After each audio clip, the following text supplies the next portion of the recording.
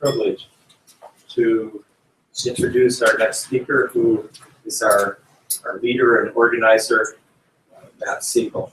And Matt is someone who is currently, as most of you know, a PhD student in the Philosophy, Cosmology, and Consciousness program at CIS.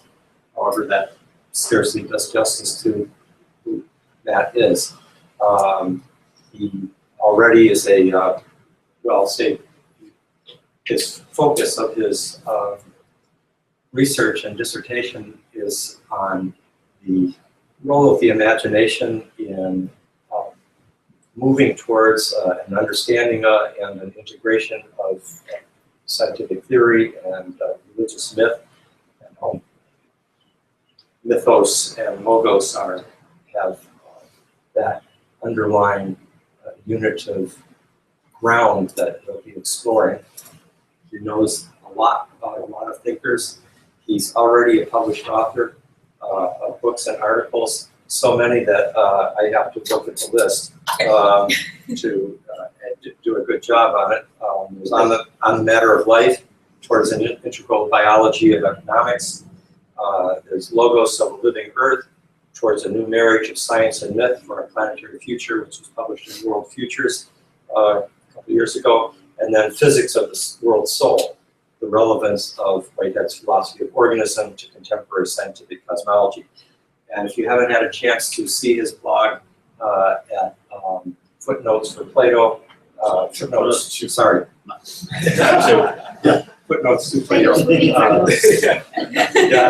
The wrong digit. Footnotes to Plato. I was thinking of the one other thing I want to, if you haven't seen that blog, do go to it, because you will see in evidence something that those of you who have the privilege of knowing Matt in everyday life can readily attest, and that is Matt has a kind of preternatural irenic equilibrium. That is, this capacity to remain in an extraordinarily peaceful and compassionate place of balance as he's handling multiple perspectives, many of which are being thrown against his position, which or positions that he holds dear that he might not have articulated right here, but he can just listen to and interact with in a way that leaves many of us in a state of profound admiration. So it's a great honor to introduce Matt, who I'm looking forward to hearing for the next 45 minutes. Thanks, Matt.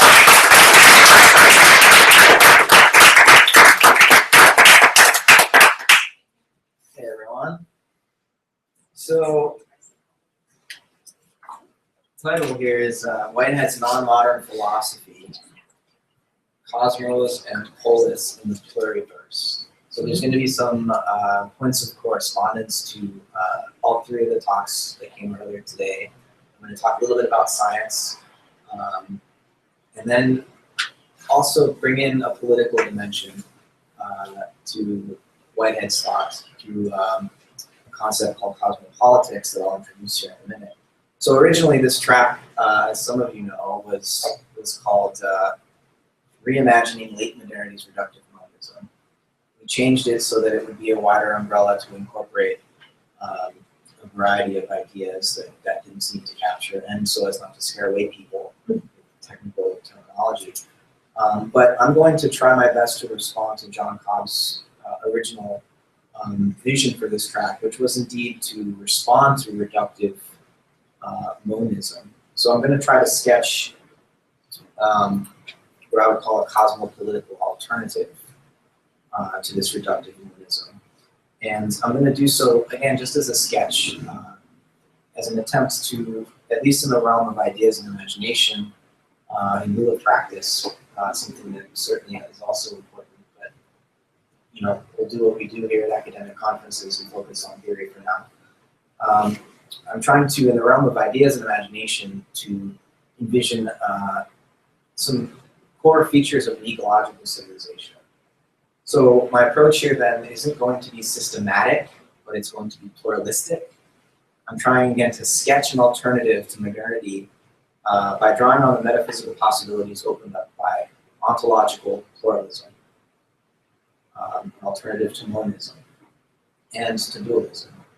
So my method here drawn on Whitehead's is one of philosophical assemblage, which Whitehead suggests in his book Modes of Thought should precede the stage of careful systematization. The system is important, but it comes later, after, as Hegel would say, after the owl of Minerva has flown, after we've had time for careful reflection about the details. I think right now matters are rather urgent, and we don't really have time to fill in all the details. So this is philosophy in a time of emergency. An old story is dying, and we need as many hints about the new one emerging as we can manage to produce. So of course, to mention Hegel here is not something I'm going to dwell on, but his view of the role of philosophy is quite different from Whitehead's. Hegel thought that philosophy's role was to interpret the past, and that only after something has happened can we look back and understand it philosophically. Marx famously criticized him and said, no, philosophers shouldn't just interpret the world, they should try to change it. Whitehead's view is similar to Marx's, but he would say it this way, that philosophy's role should be to imagine the future. The future cannot be predicted with any certainty, as we learned earlier today, but we can imagine some of its core features, so that's what I'm up to here. So of course, I'm drawing on Man of the Hour after Whitehead. You've lost your puppets. There it is. As well as maybe one of the two most important influences on Whitehead philosophically, William James, the other one being probably Henri Bergson. And also, this notion of cosmopolitics comes primarily from the work of Isabelle Stengers and Bruno Latour, who you see pictured here, both French Whiteheadians who are carrying his work forward in a really exciting way. So let's begin then by unpacking the title of this track, and in particular looking at the meaning of this term, late modernity. To understand what late modernity is all about, we should probably hope that the if you wouldn't mind. I don't mind. Huh. It's very yeah. Push the X arrow. Is it fish frozen? Oh, there it goes. Oh, okay. That's good. There you go. Stop. Okay, stop. Now it's working for me, I think. So. Okay. Okay. So early modernity then was dualistic. On one side of the ontological divide were rational subjects, who by freely entering into a social contract became citizens in a democratic state. On the other side of this ontological divide were mechanical objects, which by obeying universal causal laws operated as part of a deterministic nature. So rational subjects, deterministic nature. Phrased otherwise, human society was on one side of the divide, and non-human nature was on the other side. Early modernity thus began with the twin mission, which Bruno Latour refers to as the double task of emancipation and domination. The emancipatory task, says Latour, was political. The idea there is to end the exploitation of humans by other humans. The task of domination was scientific, or techno-scientific, I think we would say. That being to become masters and owners of nature.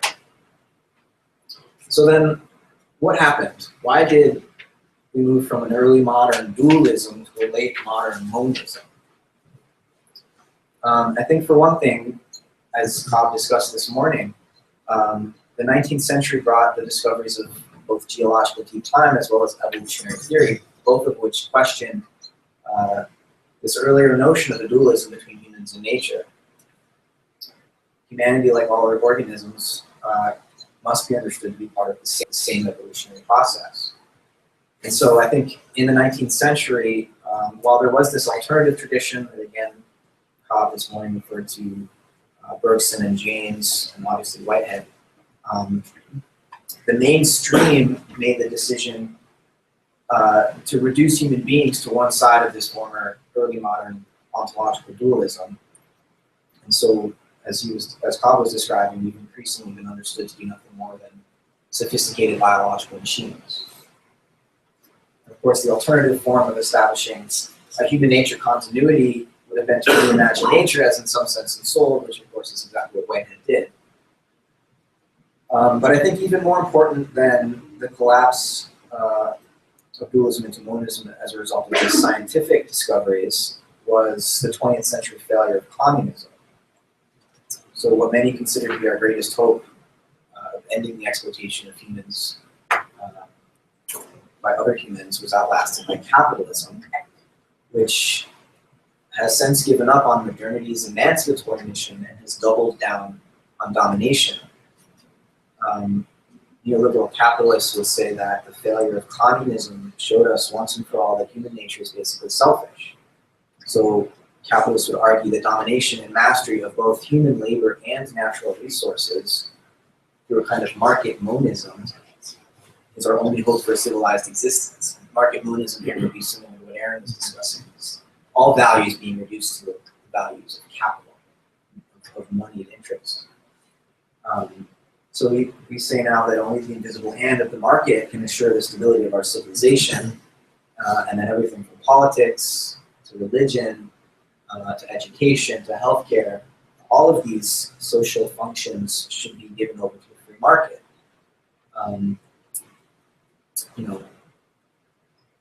In particular, I think it's clear, as Cobb was also discussing this morning, that late modernity has transformed political science in such a way that political actors are now understood to be more like economic consumers. Politicians are brands competing for their votes. Legislation is written on behalf of the highest corporate bidder. So the early modern values of liberal democracy that were sustained by that dualism between the rational free human soul and the mechanical nature have now been replaced by the late modern values of the capitalist market. So with the failure of communism in the 20th century, modernity was led to replace one war with another war, the Cold War for the warming war, which of course is global warming. So capitalism then is no longer seriously threatened by any human or merely ideological foe.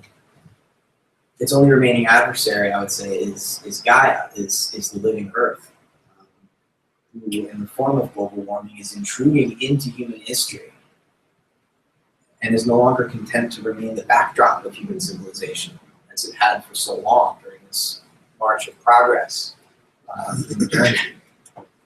Gaia is returning with a vengeance, as the founder, discoverer, articulator of Gaia theory, James Lovelock's book is recent book was titled.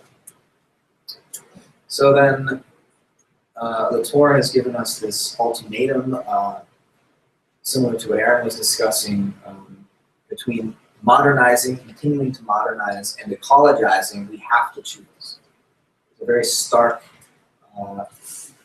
difference, and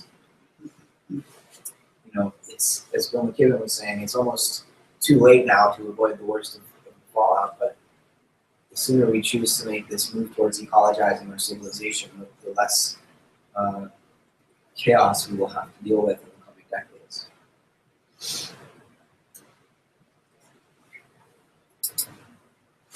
So then,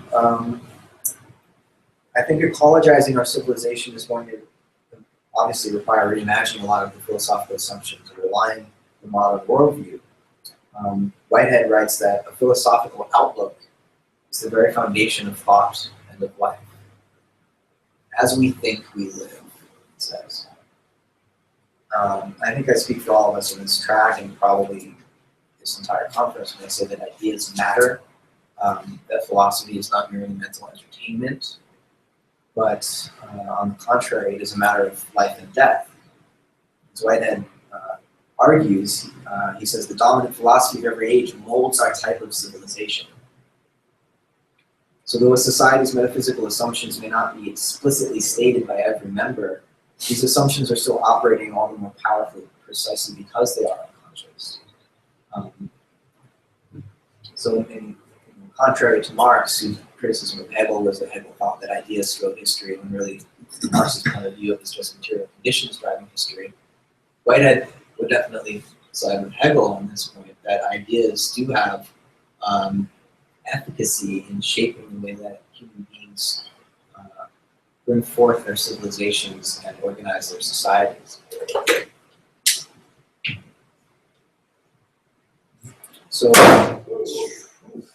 And there's a word from Segall. Yes. Material conditions.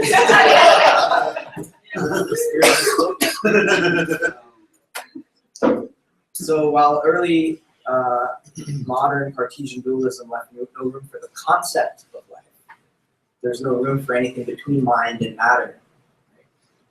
Late modern economonism actively seeks to exterminate life, to convert it into capital.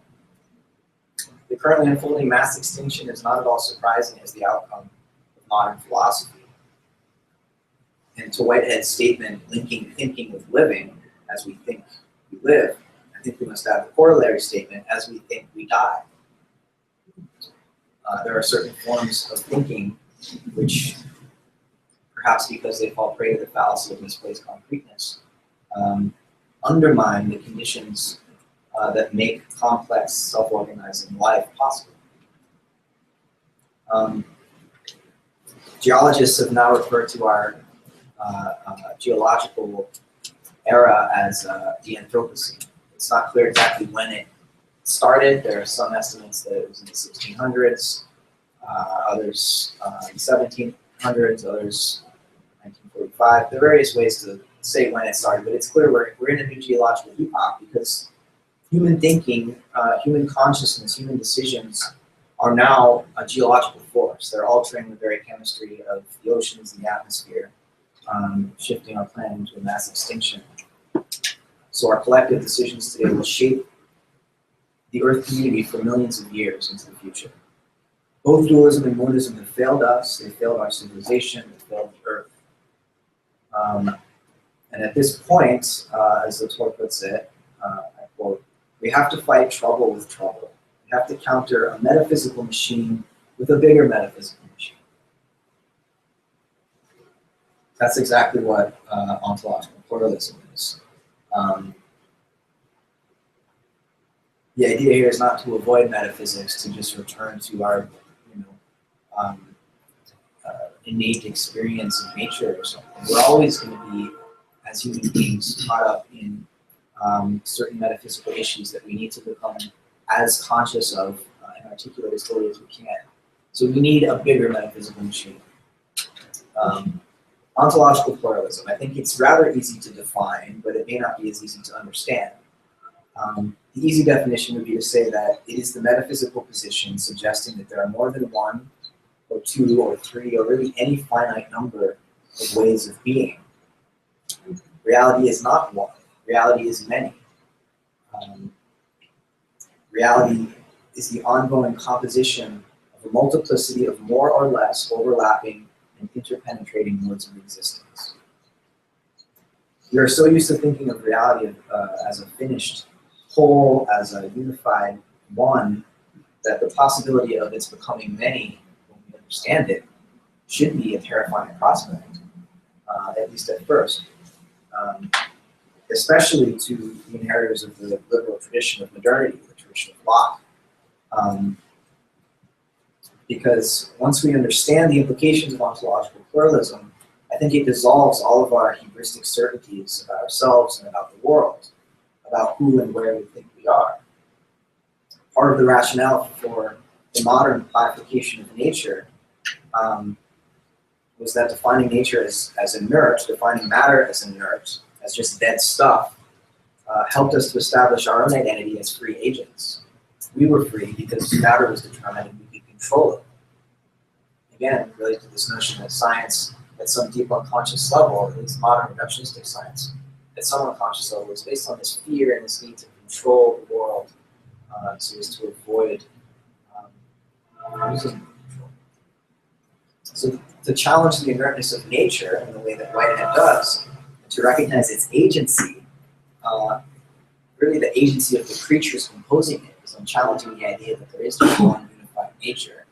It's better to speak of a community of organisms than just a unified nature. So to challenge its inertness is to challenge liberal notions of human freedom and individualism. Challenging these notions doesn't mean dismissing them. We are agents too, like all organisms.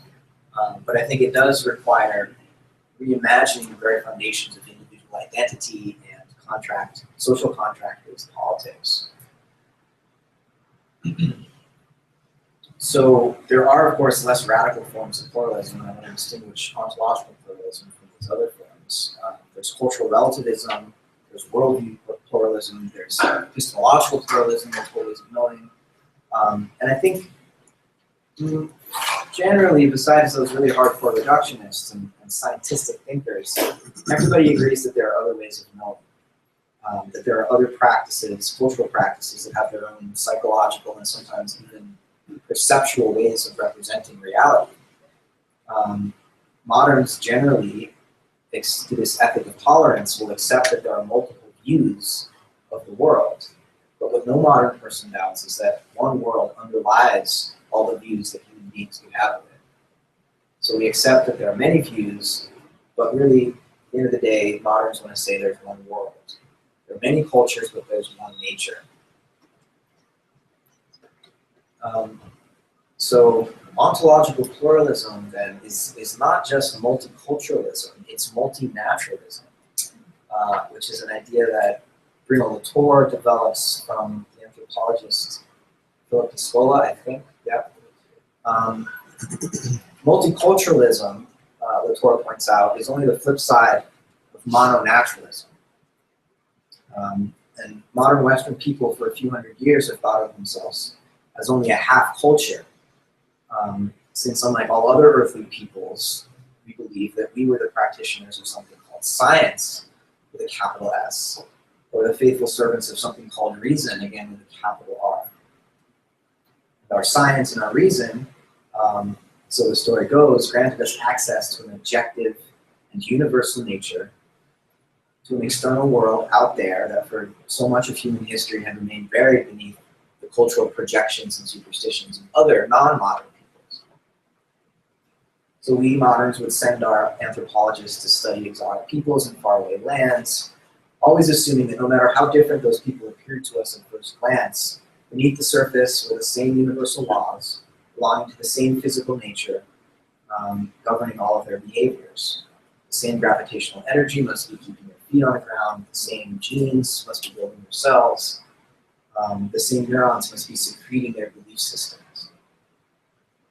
So yes, maybe we would admit that as Westerners, we also had our subjective quirks, our own psychological complexes and our own superstitions, but still, only we had the good fortune to stumble upon a way to uncover nature, put aside our cultural idiosyncrasies, at least when we donned white lab coats and entered the laboratory, so as to reach naked and indisputable matters of fact. It then became our sacred duty to educate others, non-modern people, about the one true world. Of course, prior to modern European science, medieval European religion attempted something very similar. There was one God, one final divine arbiter who decided what was good and true for everyone. For modern scientific people, the one major difference is that the one nature is understood to be entirely disenchanted and meaningless. I'll quote Latour here briefly, who describes this paradox. He says that modernization compelled one to mourn the passing of all one's colorful pretensions, one's motley cosmologies, of all the many ways of life with their rich rituals. Let us wipe away our tears, the modernists like to declare. Let us become adults at last. Humanity is leaving behind its myth-imbued childhood and is stepping into the harsh reality of science, technology, and the market. It's a pity, but that's the way it is. You can either choose to cling to your diverse cultures and conflicts will not cease, or alternatively, you can accept unity and the sharing of a common world. And then, naturally, in every sense of the word, this world will be devoid of meaning. Too bad, love it. Who is that? What's that from? That is from an essay of his called War of the Worlds, I think. Yeah, I can send you a link after. What is the meaning of meaning? And that's a big question. Yeah. You know, we talk about meaning a lot, but I mean, what's that even, what is that? What is it? That's the next meeting. Meaning, I think, has to be related to these notions of habit and creativity. There's always a dimension of habit when we interpret the meaning of something. And yet, if it was just habit, then it would be mechanism. Right? So, meaning, I think, is the space between each moment of our experience that allows us to creatively advance upon what has just happened. Choice and creativity give us meaning. Yeah. It's something like that.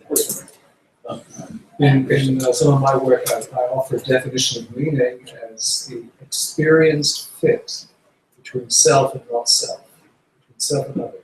To the degree we feel we fit into the world around us, the world has meaning. So it's an experiential belonging, sense of experiential. A narrative about our place in the world. Not so much a narrative, it's an I experience. think a lot of us have something we could say about meaning. And I don't want to lose It'll be that. Yeah. Meaning is like, whoa. If this would help you conclude the goal that you're going to go, please do it, not just ignore it. I'm hoping that you will let me know how your ontological pluralism, multi-naturalism, and so how you will square that with what I know you believe, and that is the singular character of our Earth as a common origin and destiny for everything we as humans know and life and faith and so on. So that's sort of like the ambiguity of world. The ambiguity of world. So the world is the Earth, or is it cosmos? Yeah. Totally. I mean, I'm throwing out this notion of ontological pluralism, again, not in a systematic way. I'm articulating a few principles and implications that follow from it, in the hopes that, and the expectation that, it will raise so many problems and questions that will be interesting and lead us into a new civilization. So, but I hear your concern about the unity of Earth, and I definitely want to conclude there, if I have time. Okay, so this Latour quote is a crazy-making double bind that we're all forced to deal with in our modern lives.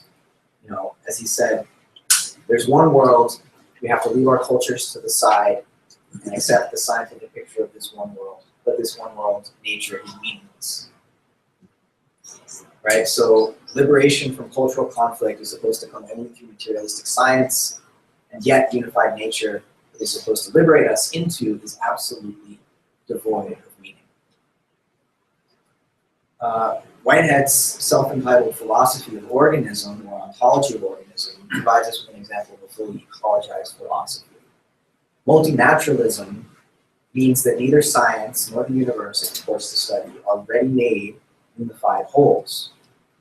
I think there are as many sciences as there are natures, and we shouldn't expect science to conform to some abstract sense of unity if we've seen in the modern period the proliferation of different fields of science exploring different phenomena that cannot be easily translated into other fields and the phenomena that they study.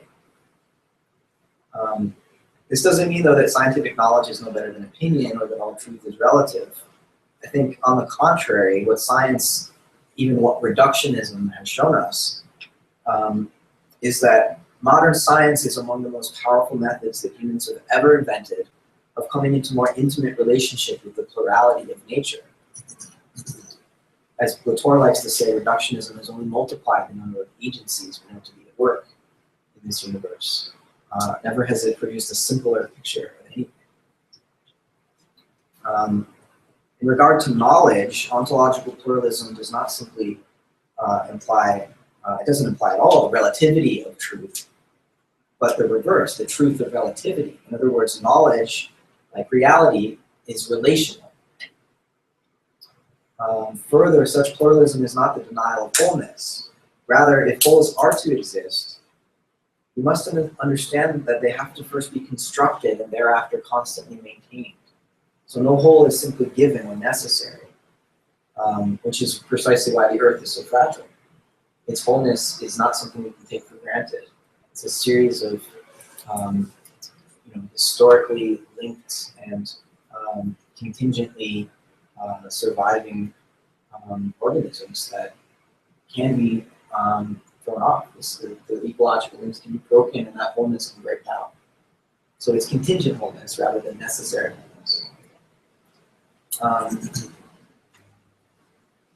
I think if there is a science of wholes, it would be ecology.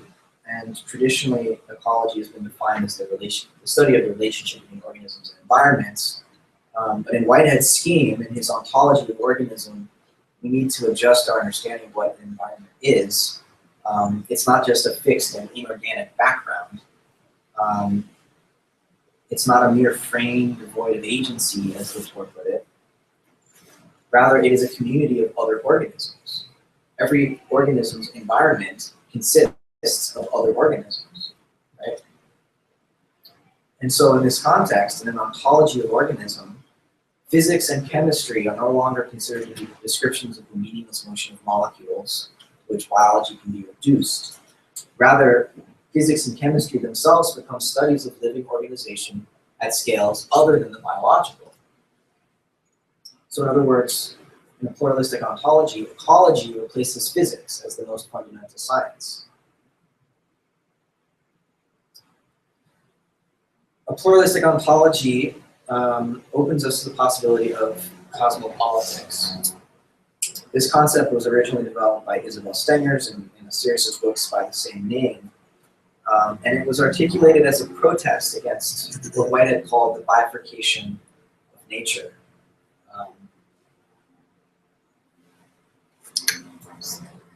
The splitting off of human consciousness and values from anything physical and factual is short summary of what the bifurcation is. And we are left by this all too modern predicament, Whitehead tells us, having to somehow reconcile the dream of our common sense experience of an apparently meaningful world with the conjecture of a mind-independent and so meaningless reality. Ontological pluralism, unlike modern dualistic and materialistic metaphysical schemes, rejects the division of appearance and reality,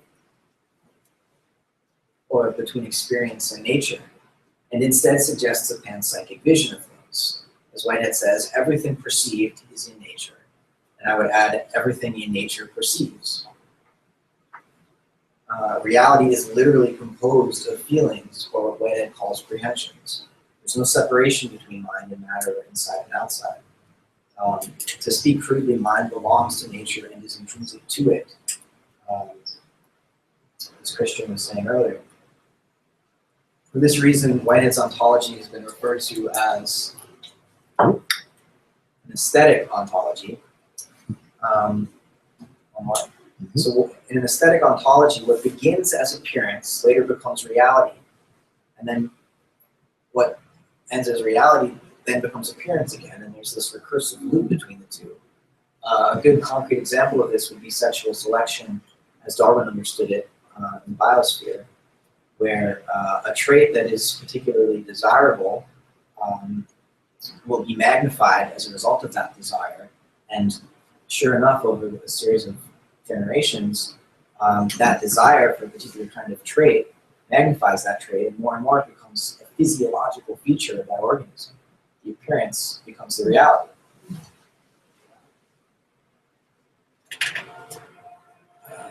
Next.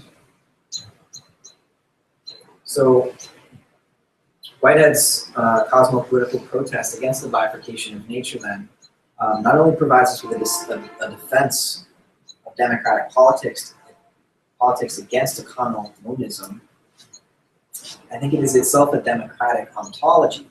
So not just a democratic view of human society, but of nature. Whitehead says in Processing Reality, one of my favorite quotes, We find ourselves in a buzzing world amid a democracy of fellow creatures. By referring to a buzzing world, Whitehead's alluding to William James, again, probably one of his most significant influences, who in an essay referred to the experience of pre-egoic infants as a great booming, buzzing confusion. Did it twice, I think. In A Pluralistic Universe, one of James's last significant lectures before his death, he, in a similar way to Whitehead, suggested that the common socius of us all, common society of us all, is the great universe whose children we are. William James. So cosmopolitics is a call to recognize that the polis, the city, is not just built by us and for us on a planet that is passive before our projects. We must wake up from the nightmare of bifurcation to our roles as creaturely citizens of the Earth community. Next slide.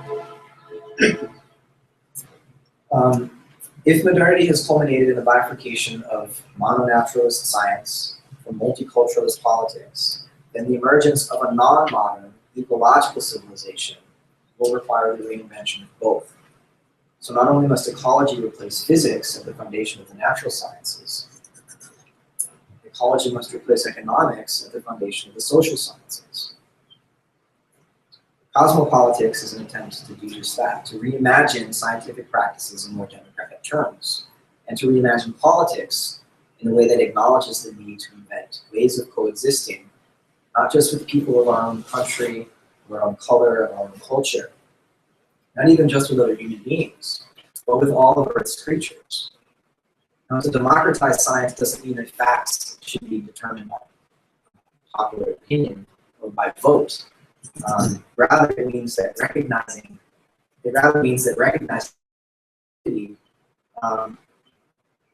is always undertaken upon a landscape shaped by socioeconomic interests that are fraught with political implications. Knowledge, in other words, is an ecological affair. It's an ongoing and risky process of building alliances and relationships between humans and non-humans across wide distances.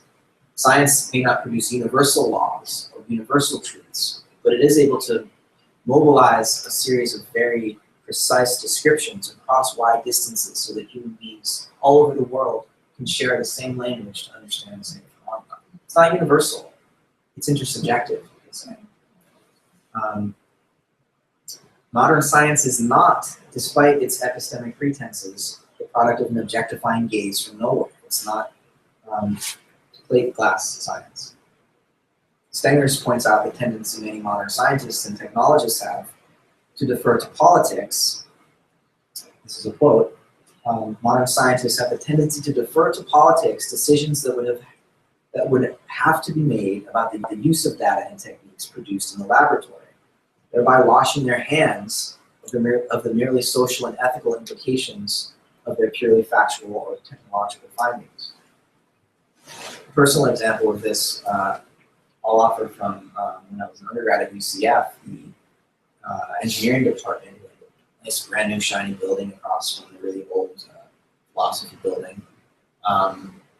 They invited the computer scientist Marvin Minsky, maybe some of you remember him. He was writing a book at the time, this was back in 2006 or 7, called The Emotion Machine, where he was claiming to be able to, through a new kind of algorithm that he had discovered, produce a machine whose thinking capacity, and he was saying that most AI doesn't incorporate emotional reasoning, and that he had figured out a way to do this, and that the machine that his algorithm would allow engineers to invent would be, for all intents and purposes, indistinguishable from a human conscious person. So after he finished his talk, I got to ask him a question, and I just said, okay, let's assume that you accomplished this. Are these robotic persons or whatever, emotion machines, are they going to be paid for the labor that they do? Are they going to be allowed to vote? Do they have rights? And he was appalled that I would even ask such a thing. He said, oh, I'm a scientist, in case you forgot. You know, we can leave those questions to the politics, to politicians and to political discourse, which he kind of put down as this other kind of dirty thing over here that he, the guy in the lab coat wouldn't want to get his hands into. And this is the problem with science and the power that science and technology have had over the last century and earlier. That because they feel they're separate from politics, we get atom bombs. We get half, at least, of our defense, of our U.S. budget on defense channeling all of the brightest minds in the sciences and in engineering and technology into producing ever more efficient killing machines. So we can't sustain this artificial divide between science and politics any longer. So whereas early modern dualism and late modern monism alike produced an empowered expert, a class of experts, scientists, engineers, technologists, who claim to have unmasked with objective certainty a truth hidden from common sense experience, pluralism is an intrinsically diplomatic ontology. The pluralist responds to encounters with others under the assumption that reality is an ongoing and open-ended geohistorical adventure of planetary negotiation, to use two of my favorite Platonianisms, which is to say that truth is always in the making. It's never at rest in the possession of an isolated interval of nowhere. The ontological pluralist doesn't falsely align fetishized ideas of science, rationality, and objectivity on one side and oppose them to belief, custom, and illusion on the other. Instead, in every case, sending in the experts, in every case sending in the experts to tell local populations how they should solve their problems, assuming in advance that scientific knowledge is universal and that only science has the right to produce knowledge. Instead, every issue is approached diplomatically under the very different assumption that knowledge, again, is relational, that its claims are conditional, and that its construction is risky. Further, cosmopolitics is not the same as cosmopolitanism. It is not rooted in the search for some abstract sense of universal humanity. Immanuel Kant, of course, was one of the first to articulate this notion of cosmopolitanism. Whitehead's coming from a very different perspective, as are Latour and Stanger's building on it. The notion of human rights, coming out of cosmopolitanism and the Kantian tradition, may have functioned in a liberatory way in some cases, but just as often, argues Stangers, and I agree with her, it has served to disqualify those persons whose unique ways of life fail to fit the universal mold. Stangers criticizes this modern attempt to politically unify all peoples through an all too abstract notion of humanity. So such an attempt moves too fast, she says, pretending to achieve in advance what can only be accomplished at the end, after much negotiation. As Latour puts this point very simply and eloquently, unity has to be the end result of a diplomatic effort. It cannot be its uncontroversial starting point.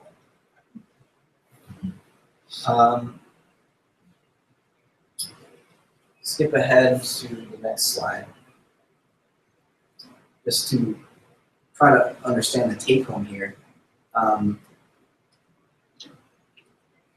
question that I'm still asking, and that I would ask of everyone here, is what is the relationship between Whitehead's metaphysical scheme and the ecologization of our species and our civilization? How are we to convert, next slide, how are we to convert Whitehead's cosmological theory into cultural and political practices that lead us home again, that allow us to remember that we are primarily earthbound creatures and not biological machines or economic consumers who in some sense transcend nature? What I have tried to suggest is that Whitehead's speculative cosmovision evokes an alternative form of consciousness, provoking a reimagination of the modern bifurcation between subjectivity and objectivity. Whitehead's philosophy heralds the transformation of the American dream of private human subjectivity with ownership of your private natural property into the dream of the earth, as Thomas Berry referred to it. Whitehead's words, in my experience, work upon our souls like alchemical catalysts. His books are like a psychedelic pharmacopoeia, a remedy for sick minds.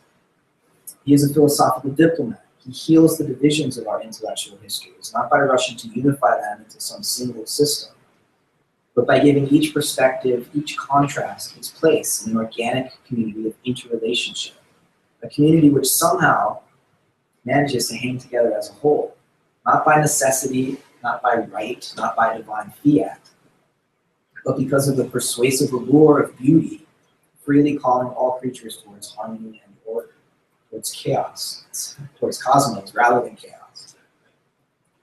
Last slide. Is this the last slide? No. Nope, How about this one? keep going, Keep going. keep going. All right. That's the last slide. So the natural world, the universe, the cosmos, nature, etc., is not something we can continue to imagine as apart from, as other than the human world, the polis, society. The cosmos is just as political as we are, just as much a society of agents vying with one another for power, for access to energy, to food, to sex, to attention. We may be among the most creative and spiritual beings to have evolved in this cosmos, but we are also earthbound creatures. And I think, realistically speaking, the only way our species can leave the planet Earth is by going extinct.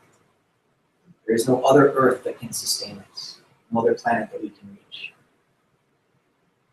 So again, this is philosophy in a time of emergency. And I thank you for listening to my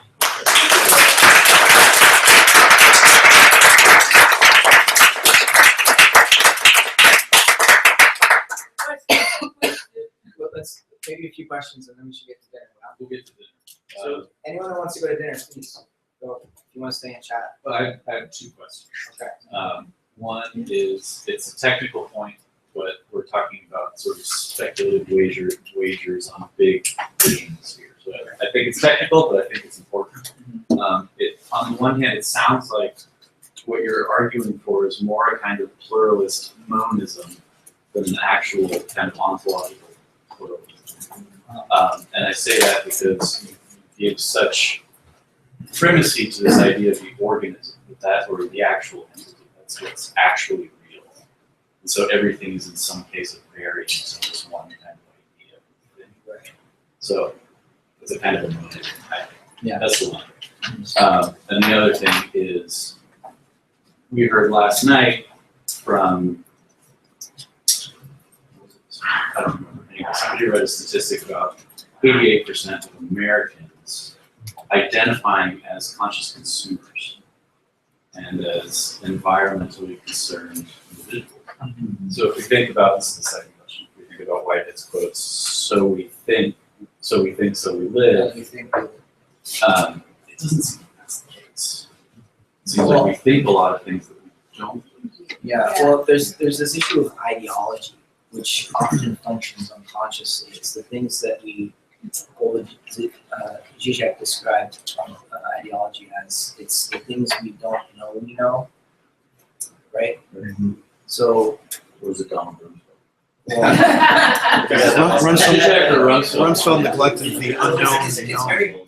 what's that? Rumsfeld neglected the unknown known, and that's where Zizek. Ideology. Yeah.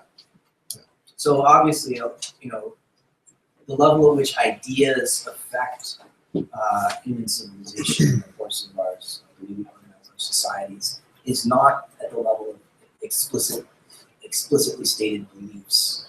It's at the level of ideology, and the role of the philosopher and metaphysician is to try to unpack and to distill what's going on beneath the surface. Again, not to pretend to some sort of expert knowledge that the masses lack. There needs to be a form of diplomacy here, so that when we describe what's really going on to the masses, let's say, they will recognize their own practices there and not feel like we're trying to pull the rug out from under them and say, aha, you're not doing what you think you're doing. So on that point, we also discussed this study recently that they've done studies on philosophers who they don't test better for cognitive bias than the general population. Ethicists who don't make ethical decisions at a higher rate than the general population, and medical doctors who don't live healthier lives than the general population. So there's like some like extreme Statistically, schism I think between that's like knowledge and ideas and what Psychologists who are neurotics. Exactly. Yeah. I mean, this was just a recent study I read, and so it's just like you could multiply the examples, but it's like That Whitehead quote is just like, Yeah, it's well, Marx or Hegel, you know, I think they both, those different perspectives are valid and we need to find a diplomatic compromise to allow it. Because if we negate the efficacy of ideas, I wouldn't want to do that. I'm more asking like, let's, what I'm interested in doing is exploring more how ideas work. Yeah. Because they don't seem to work in that one-to-one right. kind of way at all. And I think with, the organism, an ontology of organism being another kind of organism, there's Deleuze's secret formula, pluralism equals monism.